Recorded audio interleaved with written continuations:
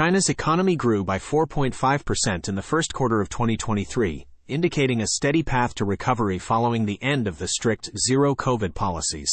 Although this falls short of Beijing's 5% growth target for the year, it surpasses market expectations. The growth in retail sales and value-added service output also suggests a positive trend in the economy. While the official figures appear good, the reality on the ground may be different due to the benchmark being set in March 2022. Beijing's focus is now on economic stability without stoking inflation, while creating jobs to offset high youth unemployment during the pandemic. The frustration with the zero-COVID strategy among the public led to mass protests in 2022, prompting the decision to drop the strict curbs in December. Despite its conservative stance on cannabis, Taiwan allows the use of cannabidiol, CBD, with a doctor's prescription, but has not legalized its use outright. This has led to a small but growing overseas-based industry, which meets Taiwan's demand for CBD products. While some Taiwanese believe that decriminalizing marijuana would offer benefits, the government remains opposed to relaxing its laws, as it views the drug as one which can lead to mental and physical health conditions. The sale and use of cannabis flower buds and leaves remain strictly prohibited in Japan, although CBD is legal for consumption and import provided it has no THC. Elsewhere in Asia, Singapore continues to prohibit CBD.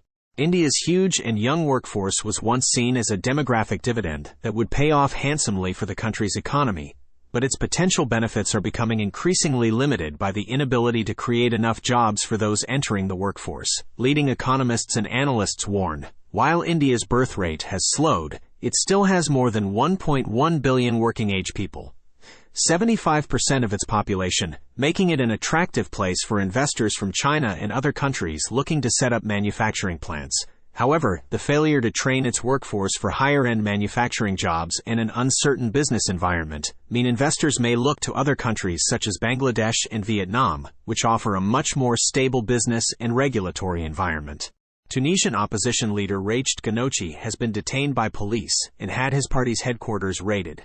He has faced repeated questioning over the past year on charges including Ennahda's finances and alleged involvement in facilitating Tunisians joining ISIS. While his party denies the charges, the 81-year-old's supporters describe this as a more serious step.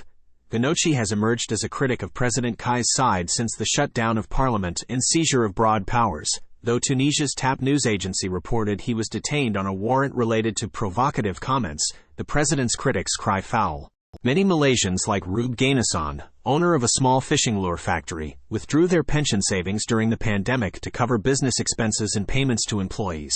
However, these withdrawals have contributed to a looming pension crisis in Malaysia, with the majority of workers ill-prepared for retirement. Due to low wages, high debt, and growing life expectancies, 81% of Malaysia's employees' Provident Fund (EPF) contributors will face poverty in retirement.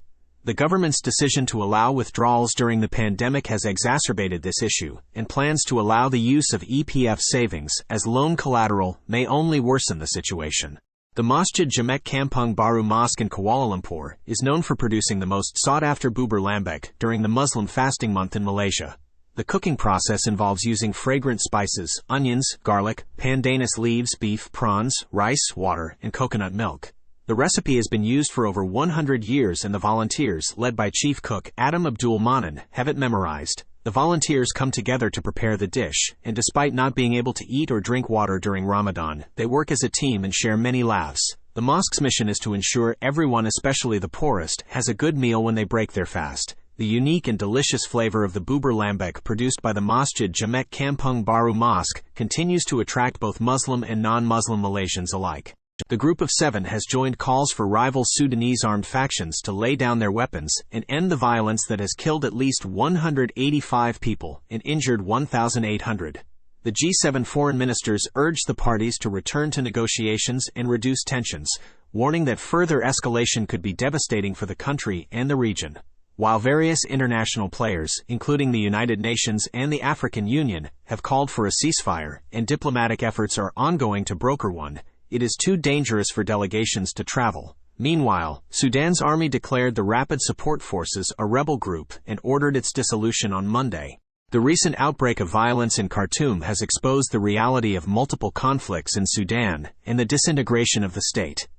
The proliferation of militias, most notably the Rapid Support Forces, RSF, has compromised the integrity of the state and exacerbated destabilization dynamics. The RSF, a notorious militia with a genocidal history, has sought parity with the army, and its recent actions are exposing its predatory practices and tribal, semi-private nature. Removing the RSF from the political scene may be the opportunity to achieve unity and coherence within the military and the civilian democratic forces necessary to negotiate a transition to peace and democracy. The United Nations Secretary-General, Antonio Guterres, has condemned the violence in Sudan and called on both the Sudanese army and paramilitary groups to end hostilities and engage in dialogue. The fighting, which has been ongoing for 3 days, has resulted in approximately 100 civilian deaths, with fears the death toll could rise higher. The situation threatens Sudan's fragile transition to democracy, which began after the removal of longtime ruler Omar al-Bashir in 2019. The United Nations has offered its full support to civilians in the country to build a peaceful, secure future.